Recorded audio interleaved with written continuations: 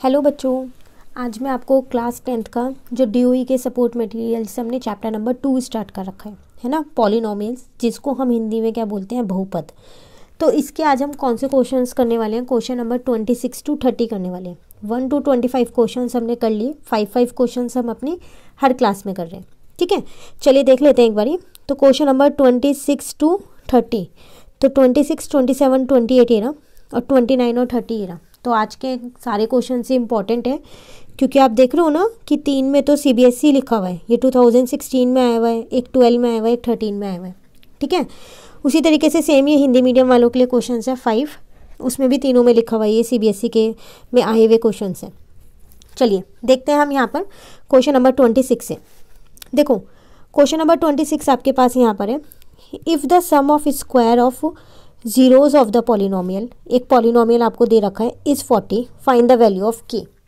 यदि एक पॉलिनोमियल है, एक बहुपद दे रखा है कि शुनांकों के वर्गों का योग 40 हो तो के का मान ज्ञात कीजिए।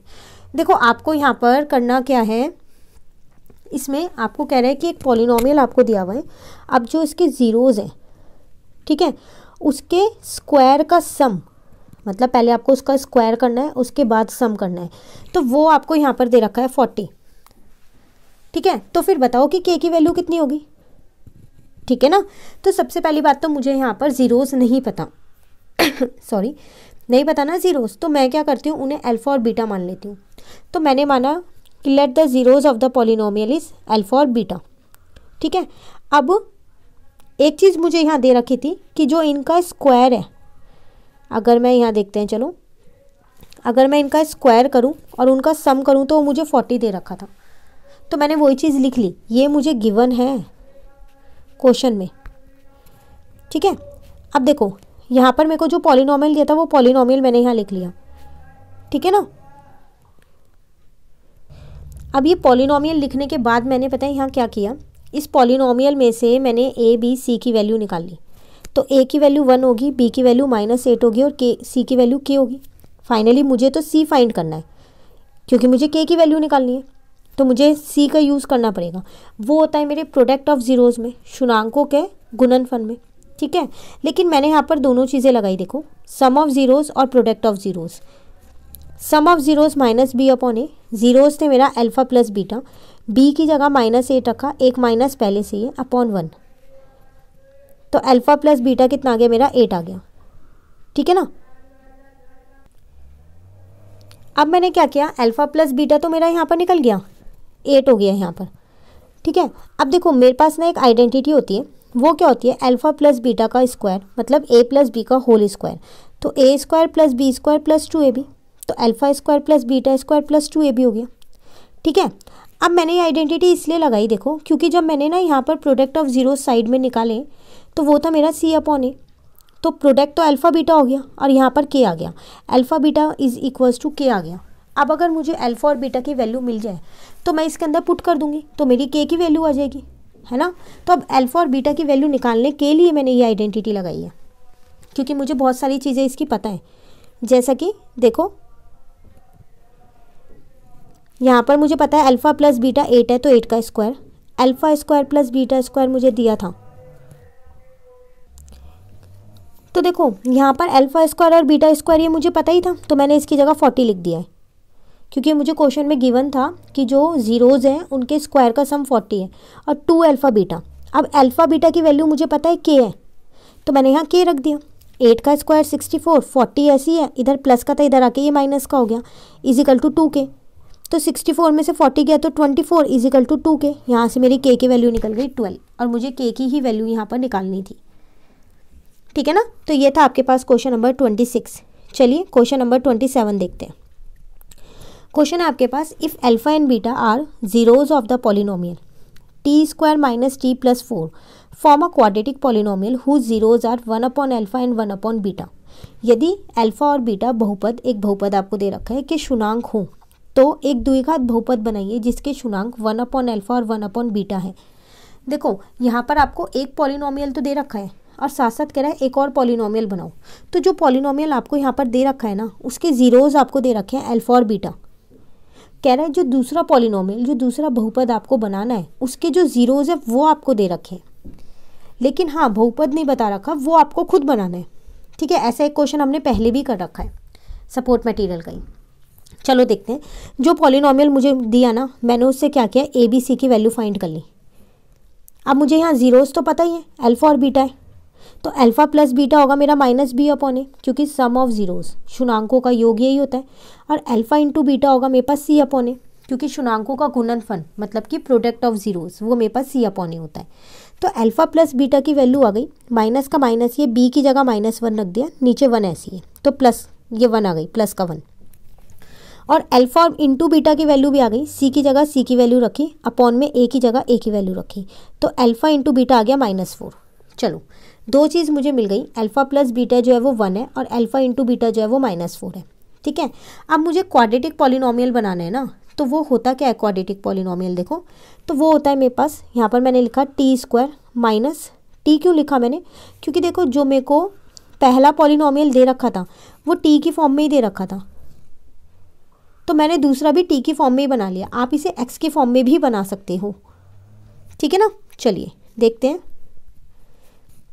तो यहाँ पर मैंने लिखा t² माइनस होता है सम ऑफ जीरोस और इंटू में t, प्लस होता है प्रोडक्ट ऑफ जीरोस, यही होता है।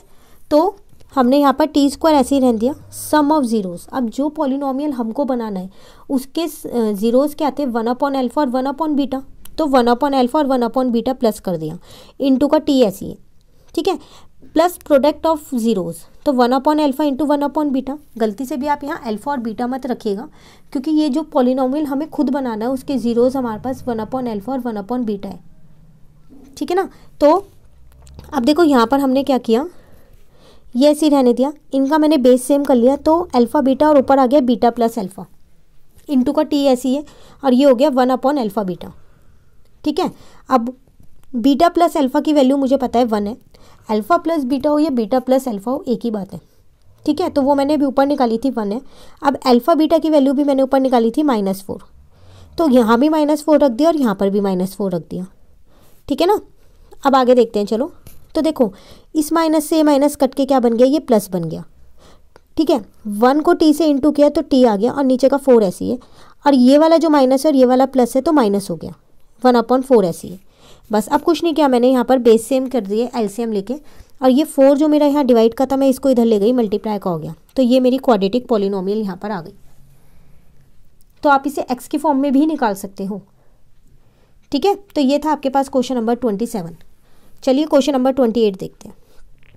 यहाँ पर आपसे कह रहा है what should be added to the polynomial. एक पॉलिनोमियल आपको यहाँ पर दे रखा है x³ so that it is completely divisible by this. तो देखो ये CBSE में आया हुआ क्वेश्चन है। वैसे तो ये जो पॉलिनोमियल है ये क्यूबिक पॉलिनोमियल है मेरे पास, यहाँ पर क्वाड्रेटिक नहीं है, ठीक है, फिर भी ये क्वेश्चन मैंने आपको यहाँ पर करा दिया है। आपसे कह रहा है कि इसमें ऐसे कितना ऐड करें कि ये इससे पूरा डिवाइड हो जाए x-3 से। इसका मतलब कि ये अभी इससे पूरा डिवाइड नहीं हो रहा होगा, तभी तो कुछ ऐड करना पड़ रहा है ना। तो बहुपद, एक बहुपद आपको दे रखा है, मैं क्या जोड़े कि ये x-3 से जो है पूरा विभाजित हो जाए। तो इतना तो हमें पता चल गया कि जो ये बहुपद है ये इससे अभी पूरा डिवाइड नहीं होगा ना। तो चलिए एक बार डिवाइड करके देखते हैं। तो मैंने यहाँ पर डिवाइड किया, तो x-3 यहाँ लिखा और ये बहुपद अंदर लिख दिया। देखो अब यहाँ पर मेरे पास x³ है और यहाँ x है, तो x² और चाहिएगा, क्योंकि एक x तो है, 2 और चाहिए, तो वो x² मैंने यहाँ लिख लिया, ठीक है। अब हमने क्या किया, इस x² को इस x से इंटू किया तो x³ आया, इस x² को इस 3 से इंटू किया तो 3x² आया। साइन चेंज किए, इसका आपको पता है ना, माइनस माइनस प्लस हो जाता है, प्लस प्लस माइनस हो जाता है, प्लस माइनस प्लस हो जाता है, और माइनस प्लस माइनस हो जाता है। ये रूल सिर्फ डिवीज़न के टाइम पे लगते हैं, जब आप ये ऐसे वाला डिवाइड करते हो, ठीक है। अब जो नीचे वाले साइन है ये क्या हो जाते हैं, ऊपर वाले के बन जाते हैं, जो ये सेकंड नंबर है इसके बन जाएंगे। तो अब प्लस का x³ और माइनस का x³ कट हो गया, उसी तरीके से माइनस का 3x² और प्लस का 3x² ये भी कट हो गया। तो फाइनली ये दोनों नंबर मेरे नीचे उतर गए, ठीक है ना यहाँ तक। अब देखो, अब यहाँ पर x6 है, x तो पहले से ये 6x, तो 6 चाहिए ना, तो मैंने यहाँ प्लस का 6 लिख लिया। तो इस 6 को इस x से इंटू किया तो 6x² आया, इस 6 को इस 3 से इंटू किया तो 18 आ गया, पर माइनस का क्योंकि यहाँ माइनस है। फिर साइन चेंज किए तो ये तो कट हो गया। अब ये बन गया -18 और -15 और +18, है ना, क्योंकि जो नीचे वाला साइन होता है वो इसका बन जाता है हमेशा, इस वाली टर्म का पूरी का, तो प्लस का 3 आ गया। तो इसका मतलब जब आपने इस पूरे से इसको डिवाइड किया तो प्लस का 3 बचा, तो अभी आपको कितना ऐड करना चाहिए, तो उसका उल्टा आप ऐड करोगे, क्योंकि अगर मैं इस +3 में -3 करूँगी तभी मेरा रिमाइंडर 0 आएगा ना 0, तभी तो वो पूरा डिवाइड होगा। तो इसका मतलब -3 शुड बी एडिड। तो हमें क्या ऐड करना चाहिए, क्या जोड़ना चाहिए उसके अंदर, -3 जोड़ना चाहिए। ठीक है, चलिए नेक्स्ट क्वेश्चन देखते हैं, क्वेश्चन नंबर 29। यहाँ पर आपसे कह रहे हैं if m n and n are the zeros of the polynomial. Polynomial के जीरोज़ पहले ही दे रखे हैं, एक पॉलिनोमियल भी दे रखा है मुझे और उसके जीरोज़ दे रखे हैं m और n। इस बार अल्फा और बीटा नहीं है। फाइंड द वैल्यू, मुझे इसकी वैल्यू निकालनी है। यदि m तथा n बहुपद के, एक बहुपद है, के शुनांक हो तो फिर इसका मान ज्ञात कीजिए। तो देखो जब भी आपको बहुपद दे ना तो पहले आप a b c निकाल लो, ये तो अब आपको बहुत ही अच्छे से निकालने आ गए होंगे, है ना। अब मैंने क्या किया, सम ऑफ ज़ीरोज़ और प्रोडक्ट ऑफ ज़ीरोज़ भी निकाल लिया। तो इसका मतलब सम ऑफ ज़ीरोज़ मतलब m + n, शुनांकों का योग वो होता है -b/a। प्रोडक्ट ऑफ ज़ीरोज़ मतलब शुनांकों का गुणनफल, वो होता है m × n = c/a। m + n नहीं पता, b की जगह b की वैल्यू रख दी जो कि 11 थी, ये माइनस ऐसी है, a की जगह a की, यहाँ पर c की जगह c की और a की जगह a की रख दी। ठीक है, अब इनको हम यूज़ करने वाले हैं कैसे, देखो मुझे इसकी वैल्यू निकालनी है इस पूरे की। तो पहले मैंने यहाँ पर बेस सेम कर लिया, तो नीचे n और m आ गया, ठीक है, और ऊपर आ गया m² + n²। ठीक है ना। अब बिल्कुल ध्यान से समझना, यहाँ पर एक आइडेंटिटी लग रही है। देखो जो n और m है इसका मान तो आपने ये निकाल रखा है, इसकी जगह तो आप यही रख दोगे, लेकिन m² और n² की वैल्यू नहीं पता, आपको वैल्यू इसकी पता है m + n की, पर यहाँ तो स्क्वायर लगा हुआ है। तो क्या करें, तो देखो एक आइडेंटिटी होती है a² + b² + 2ab is equals to a + b का होल स्क्वायर। मैं जूम करती हूँ, यहाँ पर देखो थोड़ा, होती है ना ये आइडेंटिटी आपके पास। तो मैंने a की जगह m रखा, b की जगह n रखा और 2ab 2mn is equal to this. अब देखो मुझे ना, मैंने क्या किया, इसकी वैल्यू निकाल ली। तो ये प्लस का था 2mn, इसको मैं दूसरी साइड ले गई, ये माइनस का हो गया। ठीक है, अब मैंने यहाँ पर क्या किया, देखो इसकी जगह ये रख दिया, ये यहाँ पर पुट कर दिया। ठीक है, और नीचे वाला ऐसे ही है। अब m + n आपको पता है ये है, तो इसकी जगह मैंने ये रख दिया, और ये स्क्वायर ऐसी है, -2mn की जगह मैंने ये रख दिया, ये रहा। ठीक है ना यहाँ तक। चलिए आगे बढ़ते हैं। अब देखो 11 -11 का स्क्वायर 121, 3 का स्क्वायर 9, ये इस माइनस से माइनस कट के प्लस बन गया। ठीक है, और 2 4 जा 8 और ये नीचे का 3 ऐसी है। अब देखो जब ये अपॉन में ये नंबर है तो ये ऊपर जाएगा तो क्या हो जाएगा, रेसिप्रोकल, पलट जाएगा। तो मैंने इसको ये पलट भी दिया साथ के साथ। ठीक है ना, 121 और 8 को मैं प्लस नहीं कर सकती क्योंकि इनके बेस सेम नहीं है। तो पहले मैंने बेस सेम कर लिए, तो यहाँ भी मैंने 3 से इंटू कर दिया और यहाँ भी 3 से इंटू कर दिया। तो 8 3 जा 24 और 3 3 जा 9 आ गया, हो गए बेस सेम। ये मैंने ऐसे ही लिखा हुआ है। 121 में 24 प्लस किया 145, ये नीचे का 9 ऐसी है और ये ऐसी है। इस 3 से इस 9 को कट कर दिया तो 3 आ गया। अब यहाँ बचा -145 और यहाँ बचा आपके पास अपॉन में 12, ये आपका आंसर आ गया। ठीक है, तो जो ये हमने आइडेंटिटी यहाँ पर लगाई, थोड़ी सी चेंज की, इसको आप ध्यान रखिएगा।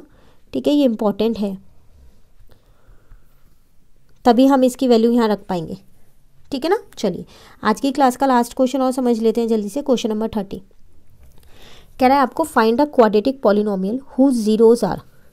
आपको एक क्वाड्रेटिक पॉलिनोमियल बनानी है जिसके जीरोज आपको दे रखे हैं। एक द्विघाती बहुपद ज्ञात कीजिए जिसके शुनांक आपको दे रखे हैं। तो ये तो आसान है, द्विघात बहुपद क्वाड्रेटिक पॉलिनोमियल होता क्या है मेरे पास, अगर मैं यहाँ पर लगाऊँ तो वो मेरे पास होता है x², जो मैंने अभी t वाला करवाया था, t² वाला, वही वाली लगा रही हूँ, माइनस सम ऑफ ज़ीरोज़ मतलब अल्फ़ा + बीटा इंटू में x plus product of zeros मतलब alpha into beta is equal to 0। ये होती है मेरी क्वाड्रेटिक पॉलिनोमियल। वैल्यूज़ पुट कर देते हैं। ज़ीरोज़ मुझे पता है, अल्फ़ा भी और बीटा भी दोनों दे रखे हैं मुझे, देखो मैंने यहाँ लिख दिया ऊपर, ये दोनों मुझको दे रखे हैं। ठीक है, अब हमने क्या किया, अल्फ़ा की जगह अल्फ़ा रख दिया, बीटा की जगह बीटा रख दिया। तो मैंने यहाँ पर देखो ये वो वैल्यूज़ को पुट कर लिया, यहाँ पर भी मल्टीप्लाई था तो ये रख दिया। ठीक है, अब देखो यहाँ पर नीचे के बेस सेम है, उनको मैंने एक ही बार लिख दिया और ऊपर वाले नंबर मैंने एक साथ लिख दिए सारे। इनटू में ये x ऐसी है, ठीक है। अब 5 5 जो हो गया 25 और यहाँ लग गया a प्लस बी और a माइनस बी। आइडेंटिटी होती है मेरे पास a प्लस बी और a माइनस बी की, वो क्या होती है a square minus B square, यही होती है ना। तो a यहाँ पर है 3 तो 3 का स्क्वायर, b है मेरे पास √5 तो √5 का स्क्वायर, ठीक है यहाँ तक। चलिए आगे देखते हैं। तो देखो यहाँ पर √5 से √5 तो कट हो गया, 3 + 3 आप पे 6 बचा और ये x ऐसी है, नीचे का 5 ऐसी है आपके पास। 3 का स्क्वायर करोगे जब आप यहाँ पर तो आएगा 9, √5 का स्क्वायर करोगे तो 5 आएगा, ठीक है ना। ये 25 आप पे ऐसी है, ये ऐसे लिखा हुआ है आपके पास सारा। 9 में से 5 गया 4, बस अब कुछ नहीं करना, आपको बेस सेम करने हैं अब तो एलसीएम ले लिया मैंने 25, तो यहाँ आ गया मेरा, इसको इस 25 से मल्टीप्लाई किया 25x, 5 से 25 को डिवाइड किया 5, अब 5 को 6x से मल्टीप्लाई किया 30x प्लस का 4 ऐसी है, ठीक है यहाँ तक, ठीक है। अब मैंने पता है अब क्या किया, इस 25 को मैं उधर ले गई तो डिवाइड का था तो मल्टीप्लाई का हो गया, तो ये 0 के इक्वल 0 ही बन जाएगा, क्योंकि 0 से मल्टीप्लाई करेंगे 25 को तो 0 आएगा। और ये मेरी आ गई यहाँ पर क्वाड्रेटिक पॉलिनोमियल जो मुझे यहाँ पर निकालनी थी, ठीक है। तो ये था आपके पास क्वेश्चन नंबर 30। तो आज हमने अपने 5 क्वेश्चंस यहाँ पर कंप्लीट कर लिए 26 to 30 तक। अब जो नेक्स्ट क्लास है उसमें हम क्या करने वाले 31 से 35 तक के क्वेश्चंस, तो आप ये वाले 5 कंप्लीट कर लीजिएगा ताकि हम नेक्स्ट क्लास में आगे के 5 समझ सकें, ठीक है ना। तो अगर आपको ये वीडियो अच्छी लगी तो आप इसको लाइक ज़रूर कीजिएगा और मेरे चैनल को सब्सक्राइब कीजिएगा। Thank you.